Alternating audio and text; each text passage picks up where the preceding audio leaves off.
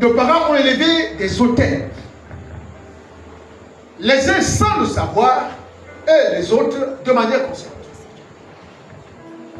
Or, l'autel, c'est pourquoi je vous dis que si vous ne connaissez pas la valeur de l'autel ou l'importance de l'autel, vous n'allez pas être capable de comprendre et de mesurer même la valeur de votre sacrifice. L'autel fait descendre l'esprit.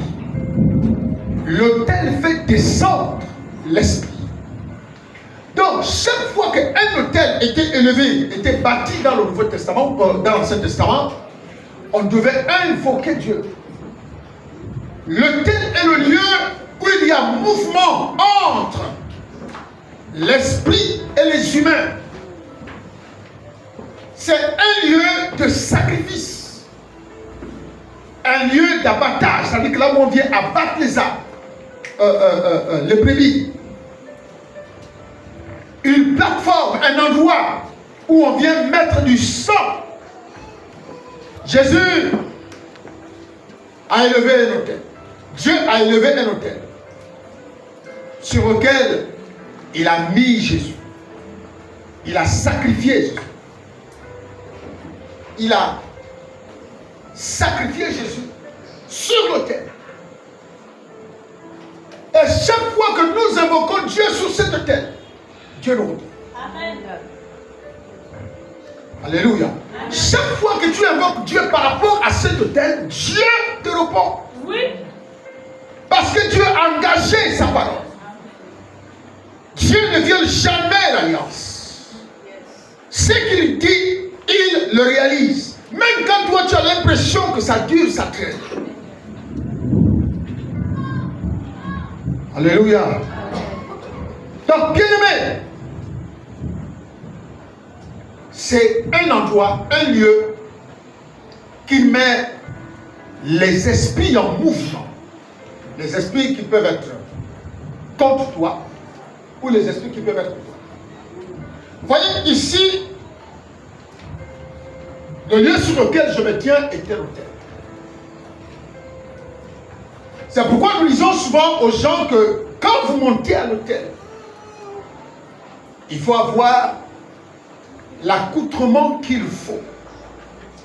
Et sur le plan spirituel et sur le plan physique. Amen. Alléluia. Amen. Parce que le lieu sur lequel je me tiens était lieu saint. Vous savez la différence avec Moïse, que nous avons vu hier. Dieu a élevé un autel au mont Sinaï. Non, c'est au Sinaï ou bien à Horeb? Il n'y a pas. Et Dieu dit à Moïse, n'avance pas. Parce que tu es sur un autel sacré. Tu es sur un autel sacré. Donc ne t'avance pas. Il faut que tu t'es dépouillé. C'est pourquoi quand vous voyez le même Moïse, Dieu veut nous faire comprendre par là que avant de prendre la mission pour laquelle je te confie, tu dois te circoncire.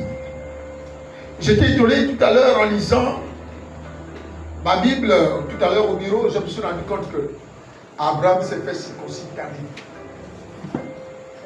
Parce que lui aussi il avait déjà un appel.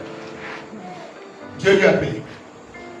Donc Moïse devait d'abord se détacher de tout ce qui n'est pas. Tout ce qui n'est pas de Dieu. Afin d'accomplir le ministère. Alléluia. Bien aimé, je voulais que quelqu'un comprenne. Je voudrais que quelqu'un comprenne aujourd'hui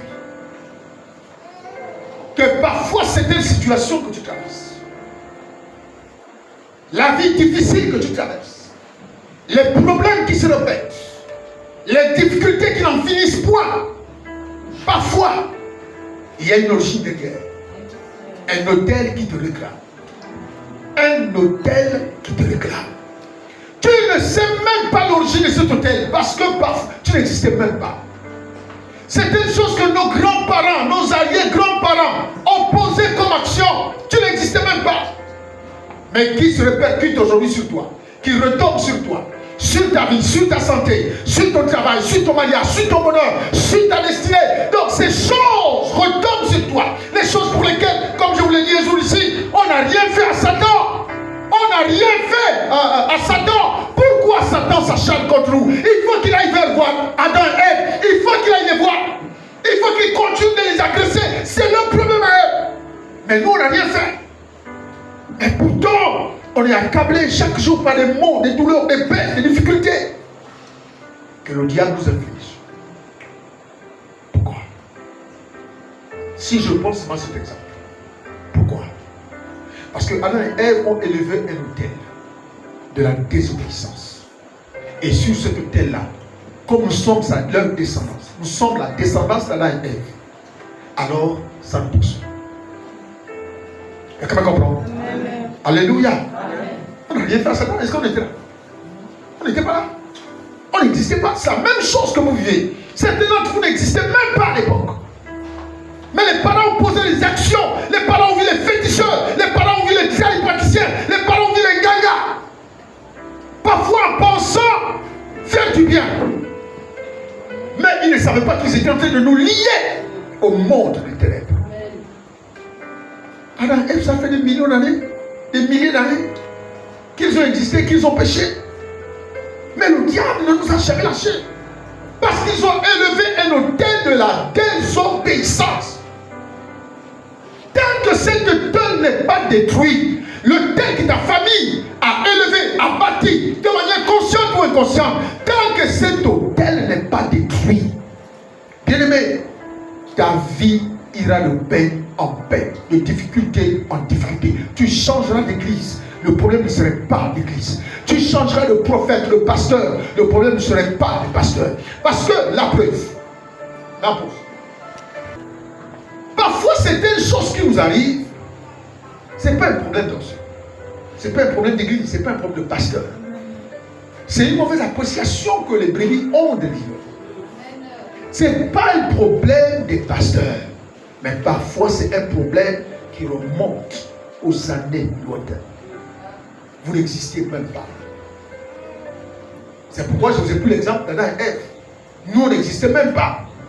Mais pourquoi dès qu'un enfant sort, il devient pécheur? Et Satan veut toucher cet enfant. C'est parce que l'autel qu'Adam et Ève ont élevé, ont bâti de la désobéissance. De la désobéissance. Regardez quand vous lisez même la manière qu'Adam et Ève parlent. Ils n'ont même pas dit à Dieu, nous sommes désolés, nous te demandons pardon. Ils ont dit quoi? Tu as donné la femme, c'est à cause de toi. Toi, la femme, le serpent est venu, m'a donné aux filles et j'ai donné à mon mari. Il n'y a pas eu le salut, ils n'ont même pas eu le temps de briser cet autel. Ils n'ont même pas eu le temps de briser l'autel. Ils sont restés dans leur désobéissance. Mais l'amour de Dieu, l'amour de Dieu était tellement immense. Tellement immense. Alléluia. Amen. Et il est immense également pour nous. La preuve en est que Dieu nous a équipés, nous a donné la force et le pouvoir de contrôler les forces surnaturelles du monde des ténèbres. Et tu as ce pouvoir-là. Alléluia. Amen. Tu as ce pouvoir. Mais quand tu me dis Amen, je sens même que tu n'es même pas convaincu. Tu es obligé de me dire Amen parce qu'il faut répondre Amen. Mais tu n'es même pas convaincu.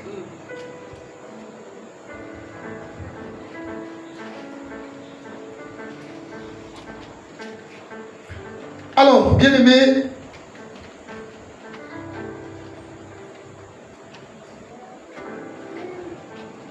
je voulais qu'on lise, qu'on fasse un peu, qu'on découvre un nom.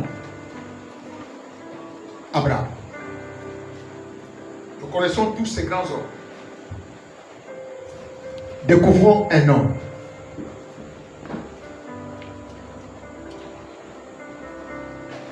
Genèse chapitre 12.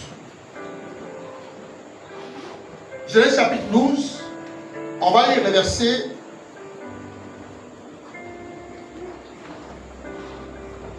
On va lire les versets d'abord 1 jusqu'à 4. Genèse 12, 1 à 4. Voici ce que dit l'Éternel dit à Abraham.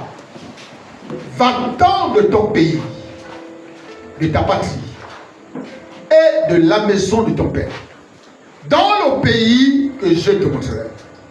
Je ferai de toi une grande nation et je te bénirai. Je rendrai ton nom grand et tu seras une source de bénédiction. Je bénirai ceux qui te béniront et je maudirai ceux qui te maudiront. Et toutes les familles de la terre seront bénies en toi. Toutes les familles de la terre seront bénies en toi. Est-ce que quelqu'un me comprend? Amen. La Bible ne dit pas toutes les nations de la terre. La Bible dit toutes les familles de la terre seront bénies en qui? En Abraham. Toutes les familles. Dis avec moi, ma famille est bénie. Ma famille est bénie. Non, dis-le bien, ma famille est bénie. Ma famille est bénie. Ma famille est sous l'alliance. Ma famille est sous l'alliance. Je suis béni en Abraham. Je suis béni en Abraham. Je suis béni en Abraham. Ma famille est bénie. Au nom de Jésus. Toutes les familles de la terre seront bénies. Voilà, toutes les familles de la terre seront bénies en toi. Abraham partit comme l'Éternel le lui avait dit, et Lot partit avec lui. Abraham était âgé de 75 ans lorsqu'il sortit de Charan. Est-ce qu'on peut dire Amen? Amen. On est prêt à l'école? Amen. Tu es prêt à l'école avec moi? Bien. Amen. Qui était Abraham? Pourquoi Abraham, Dieu s'intéresse-t-il à Abraham avec autant d'empressement? Dieu s'intéresse à Abraham, bien aimé, parce que Jean vient dit, Abraham marche sur l'eau, Abraham marche dans les airs, Abraham a une vie particulière. Pourquoi Dieu s'intéresse-t-il à Abraham? À cause de son ancêtre. Qui était l'ancêtre d'Abraham? Noé. De quel ventre est sorti Abraham? Abraham est sorti de Sem, l'un des fils de Noé. Et quand on voit Noé, après le déluge, Noé avait bâti un autel. Est-ce que vous comprenez? L'autel que Noé avait bâti était un autel qui parlerait en faveur de sa descendance. Est-ce que vous comprenez? Donc un autel qui parlerait en faveur de sa descendance. Donc Abraham sort de là. Est-ce que vous me comprenez? Abraham sort de là. Mais quand Dieu se révèle à Abraham, qu'est-ce qu'il dit à Abraham? Il dit à Abraham, Abraham, va-t'en de ton pays, de ta patrie et de la maison de ton père, dans le pays que je te montrerai. La vérité est que Abraham a quitté sa nation. Abraham a quitté sa patrie. Abraham est parti de la maison de son père. Mais il y a quelque chose, un autel qui avait été élevé, dont Abraham n'a pas connaissance. Et cet autel réclamait Abraham. Écoutez ce que je dis. Cet autel réclamait Abraham. C'était que l'autel? L'autel du mensonge. Est-ce que vous me comprenez? C'était l'autel du mensonge. Alors, qu'est-ce qui se passe? C'est Abraham qui apprend à Sarah le mensonge. Ça se passe où? Lorsque il quitte ce pays et vont rentrer en Égypte. Et là, Dieu, Abraham dit, écoute, il y a Abimelech ici, le roi d'Égypte. Donc, s'il te plaît, dis à cette personne-là que tu es ma soeur. Voilà. Dis à cette personne-là que tu es ma soeur. C'est lui qui apprend sa femme à mentir. Quelqu'un me comprend? Amen. Alléluia. Je détruis l'autel du mensonge dans ta vie au nom de Jésus. Je détruis l'autel du mensonge dans ta vie au nom de Jésus. Je détruis l'autel du mensonge dans ta vie au nom de Jésus. Si tu es d'accord avec moi, dis feu sur l'autel du mensonge. Répète le feu sur l'autel du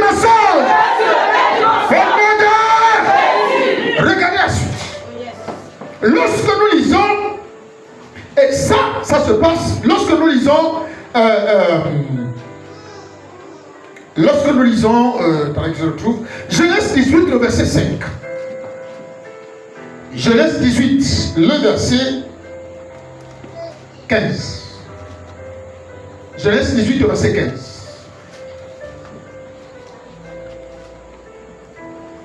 Écoutez ce qu'il dit.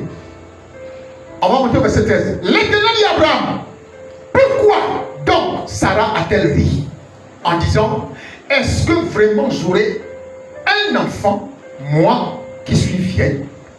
Y a-t-il rien qui soit étonnant de la part de l'Éternel? Au temps fixé, je reviendrai vers toi à cette même époque et Sarah aura un fils. Le verset 15. Puisque Sarah ment déjà. Le verset 15, la Bible dit, Sarah mentit. Sarah mentit. Qui lui a montré avoir du mensonge? C'est son mari. La Bible dit, elle mentit en disant, je n'ai rien dit, car elle avait peur. Mais il dit, au contraire, tu as ri. Mais Sarah a eu la grâce d'avoir la vie sauve. Parce que la peur dont ils sont en train de dire qu'on avait peur, on avait peur. Ça n'a pas été au cas dans la nouvelle alliance avec Ananias et sa femme. Ça n'a pas été au cas. C'est direct la mort. Donc voilà un homme qui épouse une femme et qui élève un autel. Regardez, je vous ai dit quoi? L'autel familial, bien aimé, est cet endroit où les décisions de la famille ont été déposées. C'est cet endroit où le bonheur, la vie, la santé de beaucoup d'entre nous ont été déposés. Donc du coup, cet autel parle contre nous, pas en notre faveur, mais contre nous. Donc les réclamations nous sont c'est constamment tendues vers nous. Pourquoi? Parce qu'il y a des choses qui ont été faites sur cet autel. Maintenant, Abraham avait élevé un autel. Mais cet autel, c'était l'autel du mensonge. Il y avait certainement de l'antécédent. Mais on ne sait pas de qui. Il faut recommencer à voir la généalogie d'Abraham. Donc, depuis Noé jusqu'à Abraham, pour comprendre là où il y a eu l'erreur. Est-ce que quelqu'un peut comprendre? Amen. Alléluia. Amen. Bien. Le chapitre 11, on va y comprendre.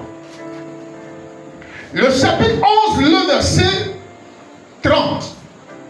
La Bible dit, Sarai était stérile. Elle n'avait point d'enfant. Ça veut dire que la femme d'Abraham était stérile. Amen. Alors, lisons un autre texte. Genèse 25. Genèse 25. Lisons le verset 21. Qui est Isaac? Qui est Isaac? Le fils, répète-le, le fils d'Abraham. Isaac était le fils d'Abraham. Qu'est-ce qu'Isaac dit au verset 21 de Genèse chapitre 25? Isaac implora l'Éternel pour sa femme. La femme d'Isaac, c'était qui? Rebecca. Mais Rebecca était stérile. Est-ce que vous comprenez le lien? Ça vient de commencer à comprendre? Abraham avait une femme qui était stérile. Il met au monde Isaac. Et du coup, Isaac épouse une femme qui est stérile. Alors, regardons plus bas. Genèse 25, 1 à 7. Je lis pour vous. Abraham prit encore une femme nommée... Attendez, je vais descendre en particulier plus important.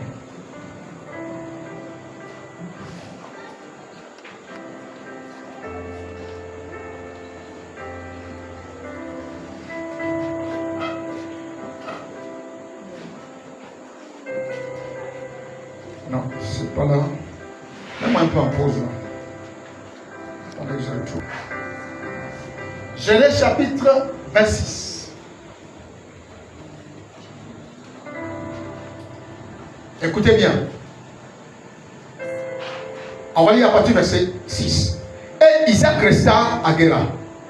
Lorsque les gens du lieu faisaient des questions sur la femme, il disait, c'est ma soeur. Est-ce que vous comprenez? Isaac, c'est qui? C'était le fils d'Abraham. Abraham a menti en disant que Sarah était sa soeur. Le même péché s'est répété de la même manière sur son propre fils Isaac. Est-ce que vous comprenez?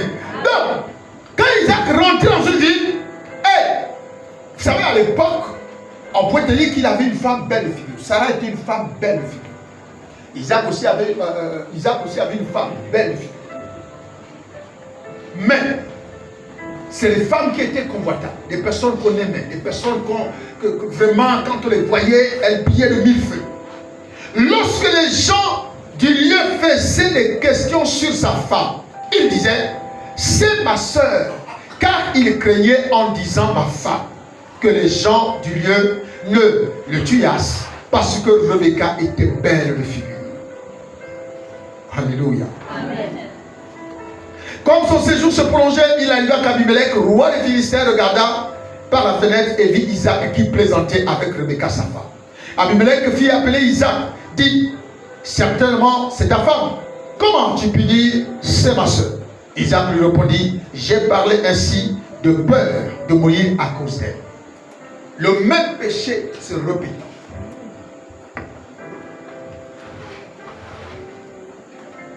L'autel familial a pour objectif de vous faire répéter les mêmes mots, c'est-à-dire de génération en génération. Abraham a menti, son propre fils a menti. Et vers qui fait la même personne. Abraham, sa femme était stérile. Lui aussi, il avait une femme stérile. Pourquoi? Il y avait un autel qu'ils ignoraient. Quelqu'un me comprend? Parce que c'est l'autel qui te permet de te maintenir dans la continuité des faits négatifs qui ont été pratiqués par ton père, par ta mère. C'est pourquoi je dis, quand Abraham quitte son pays, sa famille, Abraham ne brise pas l'autel. Parce qu'il est ignorant de cet autel.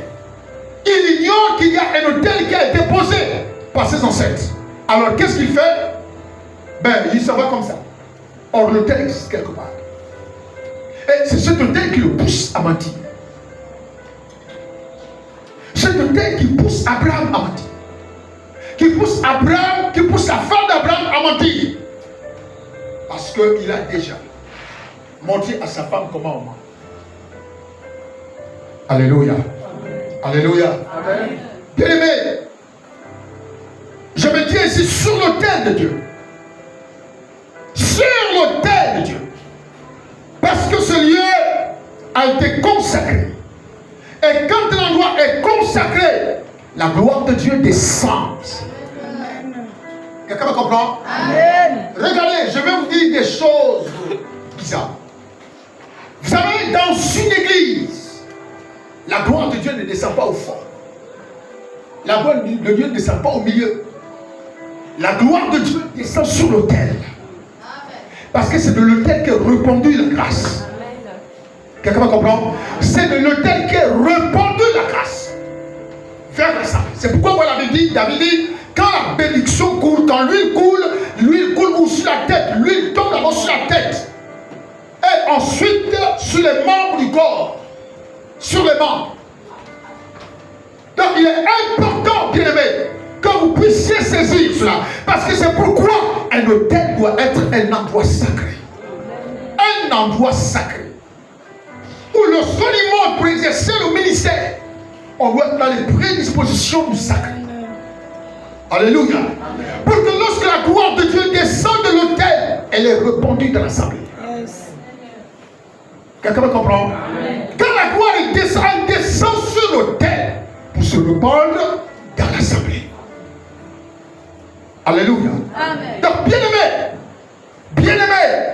que tout autel, du haut de cet autel où l'Éternel est évoqué, je l'invoque en ta faveur, en déclarant et en décrétant que tout lien héréditaire contre ta vie, tout autel d'hérédité qui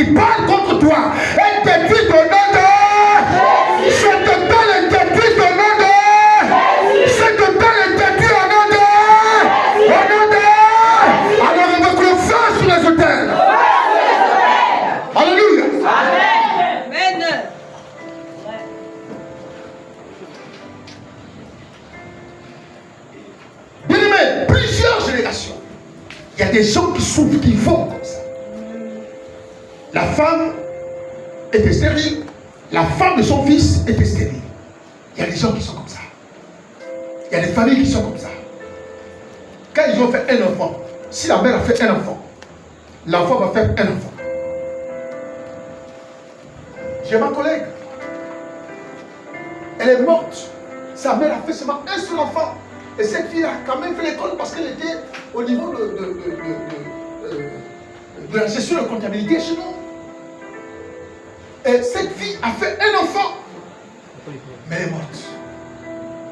La mère a fait un enfant. L'enfant laquelle a fait un enfant.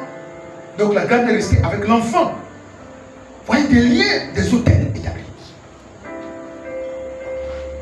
Il y a des hôtels où vous n'allez jamais trouver. S'il a fait un enfant, c'est toujours 1, 2, si c'est 2, c'est 2. C'est comme ça. Il y a des hôtels. Et ces hôtels doivent être détruits. Parce que ça vous limite. Ça nous limite. Ça nous empêche de connaître le succès, la bénédiction, la progression sur le plan spirituel. Ça combat notre destinée. L'hôtel familial combat ta destinée. L'hôtel familial combat ton mariage. L'hôtel familial combat ton bonheur. L'hôtel familial combat ton travail. L'hôtel familial combat ton ventre. Pourquoi? Parce que c'est sur ces hôtels que tout ce que je viens d'évoquer a été posé. Amen. Alléluia. Amen. Mais vous allez penser que le pasteur n'a plus de puissance. Non, parfois il faut revenir en arrière.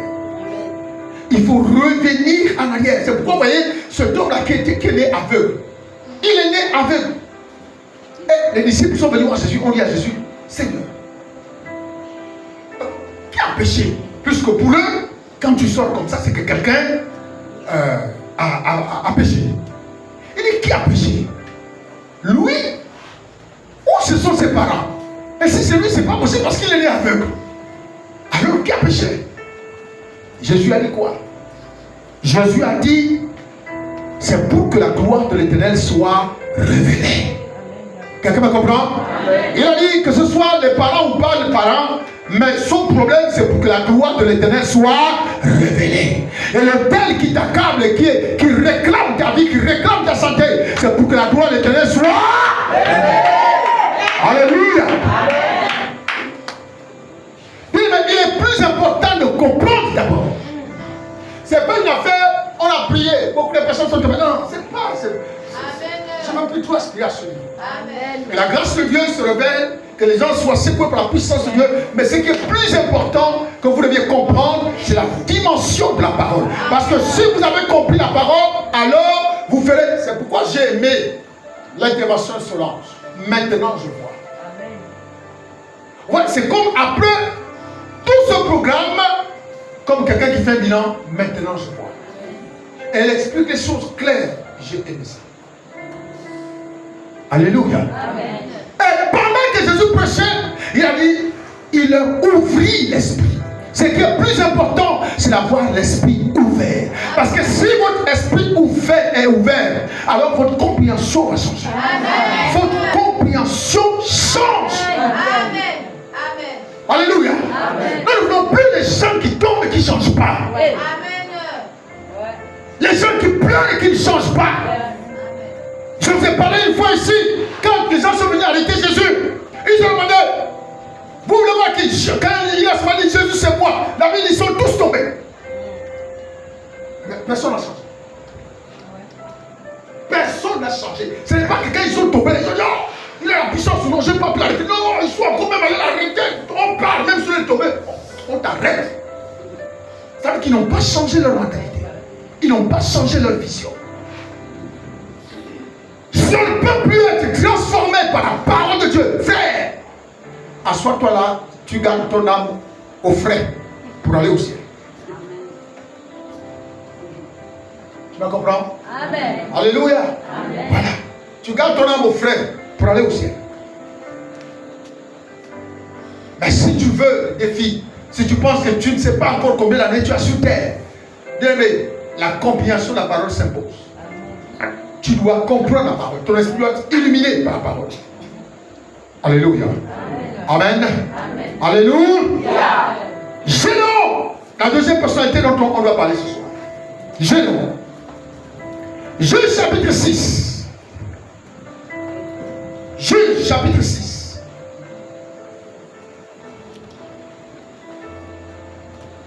Donc Abraham,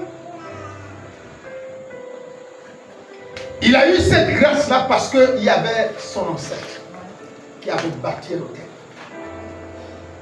La Bible dit de Noé qu'il était juste en surface. Il était juste.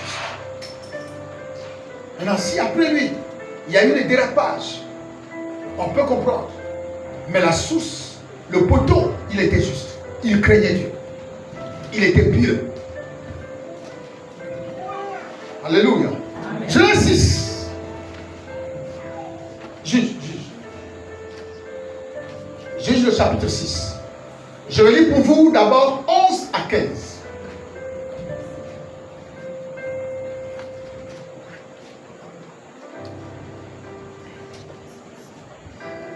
La Bible dit, puis vint l'ange de l'Éternel.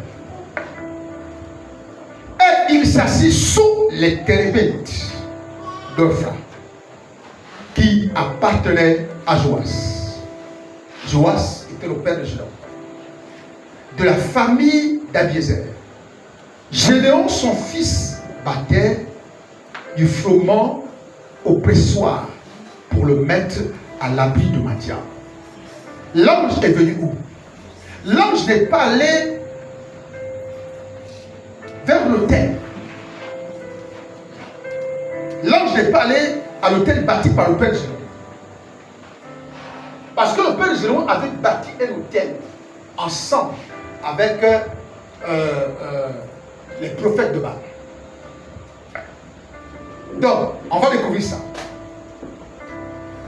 La suite, on était au verset 13. Gédéon lui dit, non, le verset 12.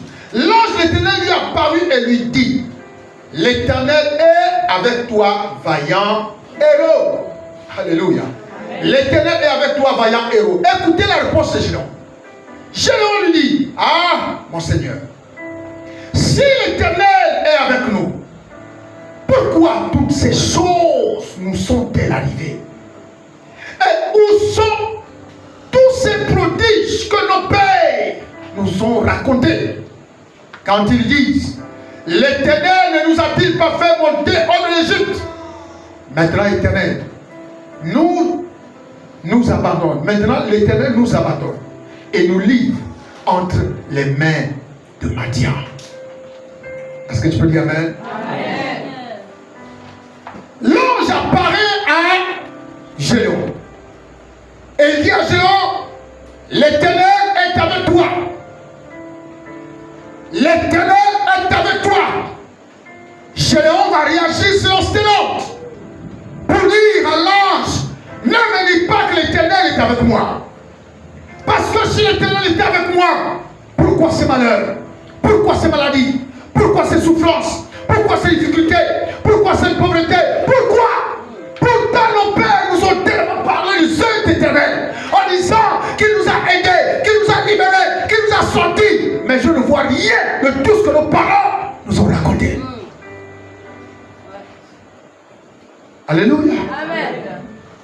Regardez la suite. Le verset 14.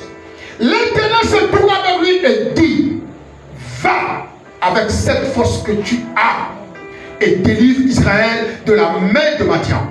N'est-ce pas moi qui t'envoie? Gédéon ne voit pas la fin aussi. Gédéon dit non. Gédéon lui dit, ah mon Seigneur, avec quoi délivrerai-je Israël? Voici, ma famille est la plus pauvre à Manassé. Et je suis le plus petit dans la maison de mon père. Je vais délivrer Israël avec quoi? Ma famille est pauvre. Pourtant cette famille, matin et soir, nous a parlé de Dieu, nous a parlé d'Éternel, nous a parlé de Dieu d'Abraham, d'Isaac et de Jacob. Mais ma famille est pauvre. C'est quoi ce Dieu qui bénit? Ma famille est pauvre. C'est quoi ce Dieu qui délivre? Ma famille est malade. C'est quoi ce Dieu qui bénit? Ma famille est misérable. Comment est-ce possible? J'ai quoi? J'ai quoi, Seigneur?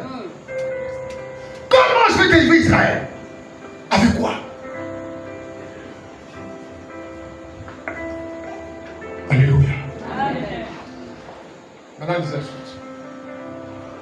Le verset 16. On est à 16 ou 15? Non, 15. Gédéon lui dit, ah mon Seigneur, avec quoi? Bon, là, j'ai vu ça. Donc, le verset 16. L'Éternel lui dit.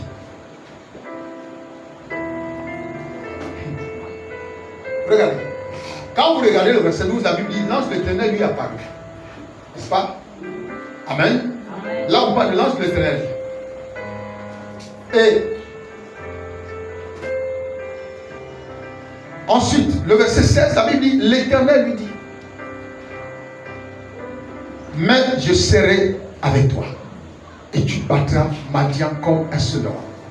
Gédéon lui dit, si je trouvais grâce à tes yeux, donne-moi un signe pour montrer que c'est toi qui me parles. Est-ce que vous comprenez ça? C'est pourquoi je dis souvent aux gens, quand vous faites un rêve, quand vous faites, ne concluez pas que Dieu m'a dit. Oh, j'ai fait un rêve, le Seigneur m'a montré. Il ne faut pas d'abord conclure que ceci. Relate ton rêve. Voilà, sans d'abord dire que Dieu m'a dit. Dis, j'ai fait un songe, voilà, et voilà. Même lui qui a une apparition dit, fais-moi un signe, je veux savoir que c'est toi.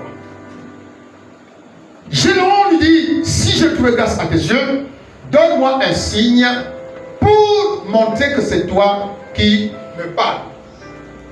Le verset 16. Ne t'éloigne point d'ici jusqu'à ce que je revienne. Non, il y a des gens qui ont eu la grâce de Dieu. Qui parlent avec Dieu, Dieu dit, écoute, attends-moi là, je viens. Il ne t'éloigne pas jusqu'à ce que je revienne. Après toi, auprès de toi. Que j'apporte mon offrande et que je la dépose devant toi. Et l'Éternel dit, je reste jusqu'à ce que tu reviennes. 19. Gédéon entra, prépara un chevreau, tout. Bon, on est sur verset 20. L'ange de Dieu lui dit, là c'est l'ange de Dieu qui parle. Ah, juste au-dessus, c'est l'Éternel lui dit. L'ange de Dieu lui dit, écoutez ce qui est important. L'ange de Dieu lui dit,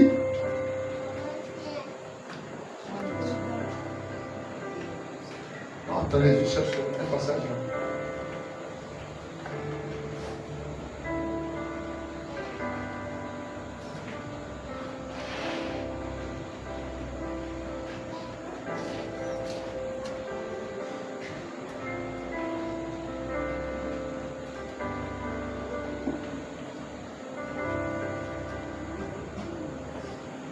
Ok, Gédéon entra préparer le chevreau et fit un effort de farine, de pain sans levain. Il mit la chair dans un panier et le jus dans un pot.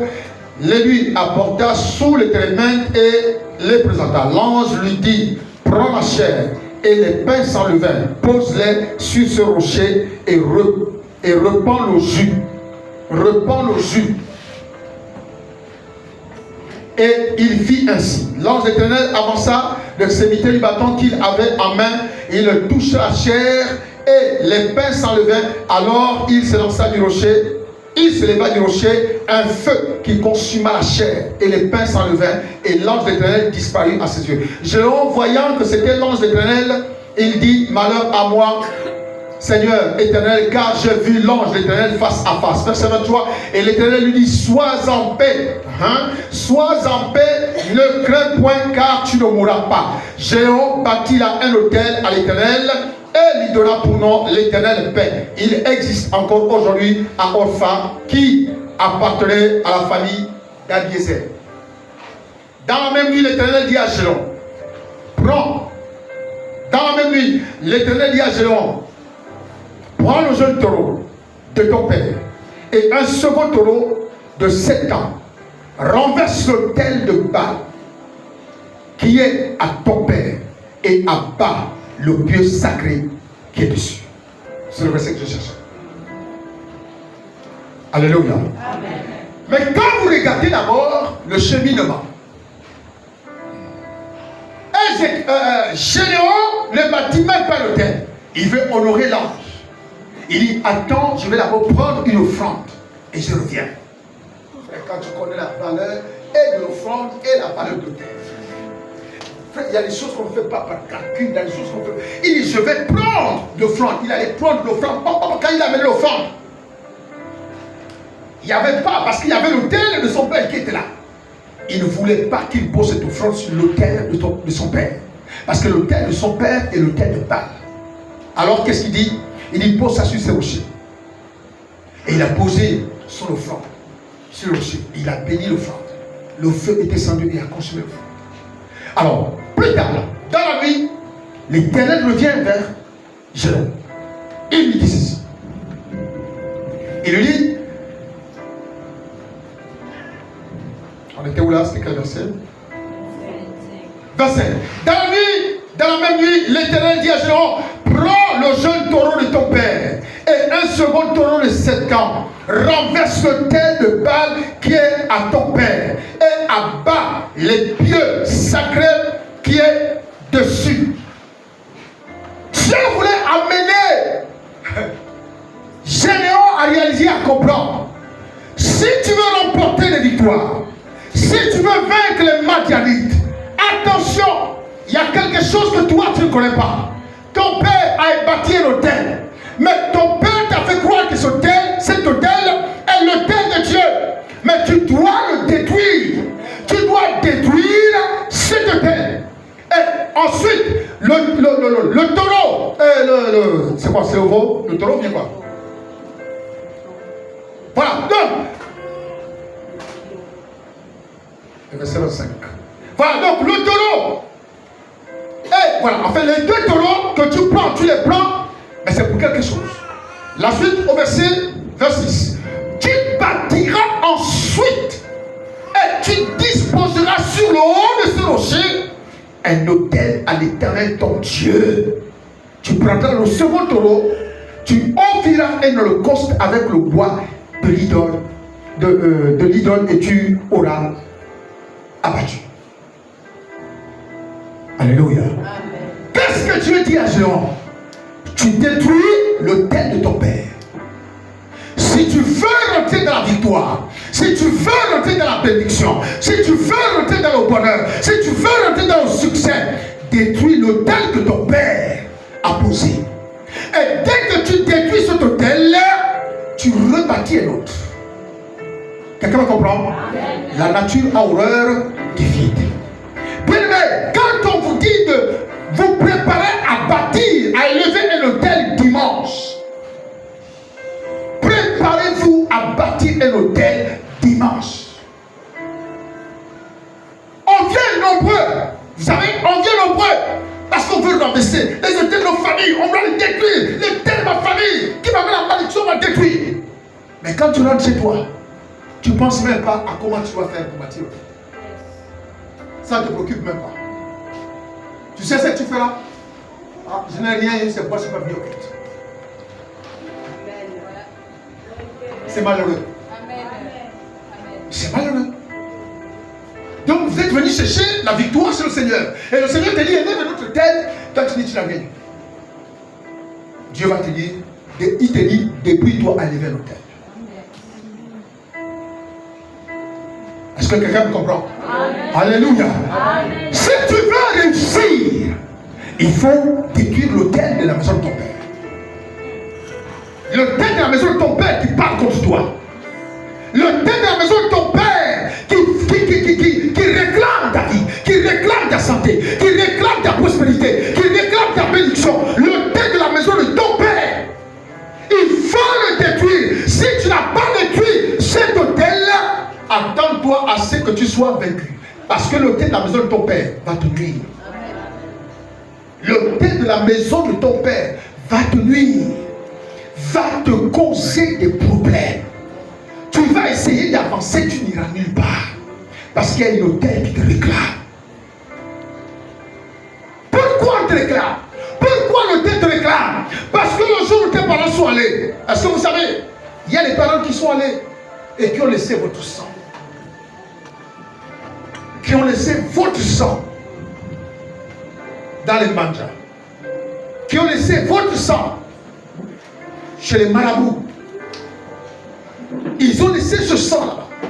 Et l'esprit qui est attaché à l'autel maléfique, bien aimé, c'est cet esprit-là qui demande ton sang. Quelqu'un me comprend? Non, parfois on ne comprend pas. On a fait les poches de sang. C'est comme si on n'a même pas fait on n'a même pas fait les poches.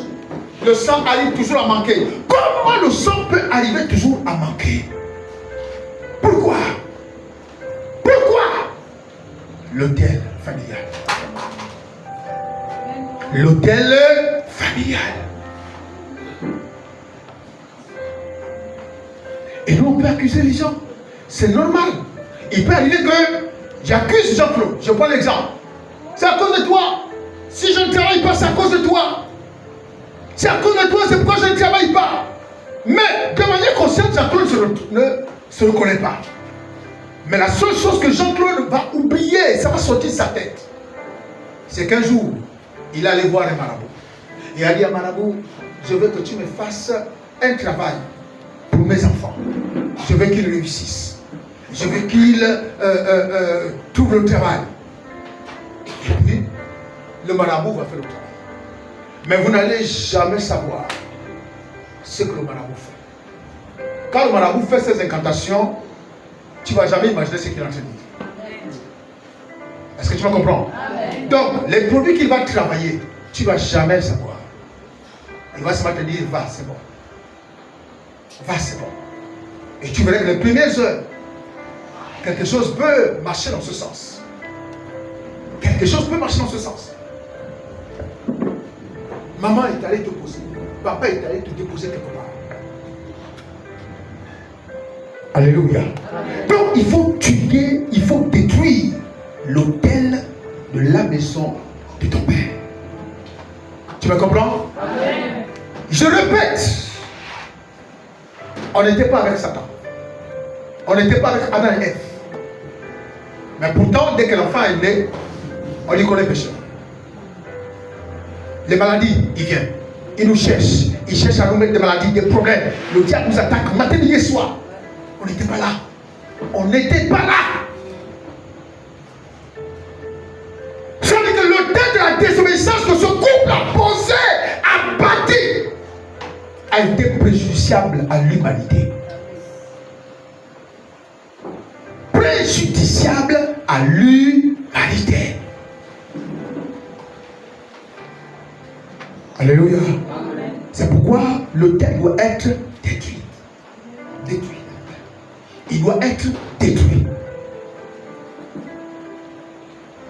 Est-ce que tu vas comprendre? Amen. Tant que tu n'as pas détruit cet autel, tu seras toujours victime des incidents, des faits, des traits, des choses qui te surprennent. Je ne sais pas ce qui arrive. Je dors la nuit, je rêve les misérables. Je vois les misérables qui tombent dans la chambre. Il y a des autels derrière. Il y a des autels derrière.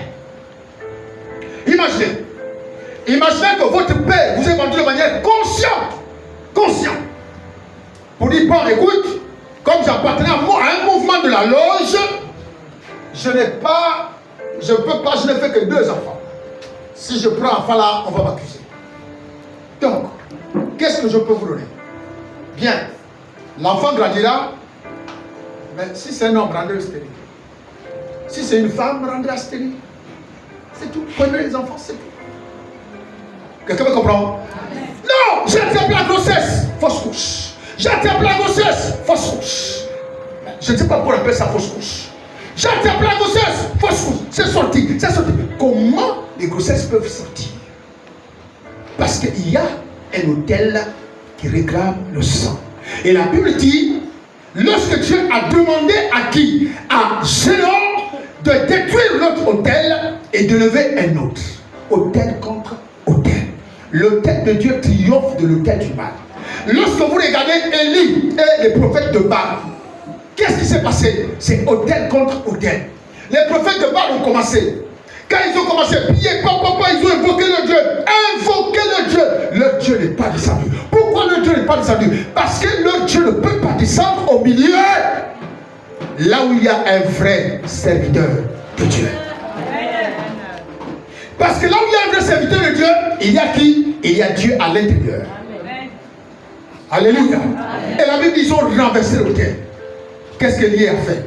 Élie a ramassé. Il a refait l'autel. Et il a refait l'autel. Il a dit appelez tout le monde. Appelez tout le monde. Tous ceux qui sont là, venez. Il a refait l'autel. Quand il a refait l'autel, il a seulement dit Seigneur, afin que ces hommes-là croient que je suis ton serviteur. Glorifie-toi. Et il a évoqué Dieu. La Bible dit le feu est descendu. Le feu est descendu. Le feu est descendu. Et il a consumé un autel qui était bien trempé d'eau, mouillé. Le feu est descendu sur l'autel. Alléluia. Dis avec moi ce soir, le feu de l'Éternel descendra sur ces autels. Les autels familiaux qui existent à la maison de mon père, qui existent à la maison de ma mère. Ce soir, ces autels vont être détruits jusqu'à devenir en cendres et consumés par le feu, par le feu, par le feu. Si tu es d'accord avec moi, dis que je relâche le feu sur les autels. Je relâche le feu sur les autels. Je relâche le feu sur les autels.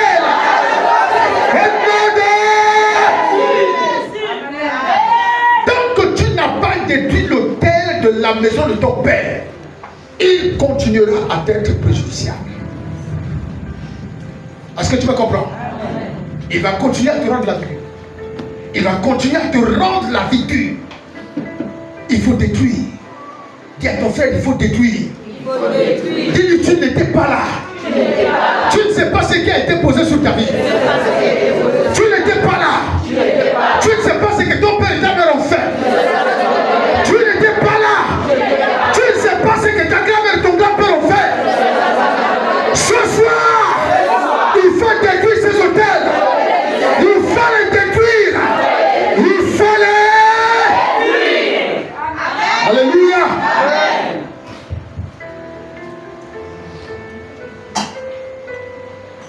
L'autel appelle l'esprit.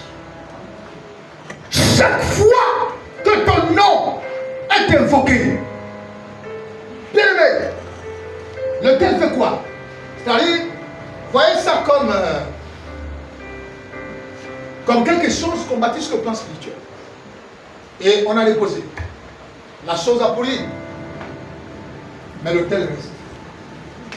L'esprit, lui, ne meurt pas. Alléluia.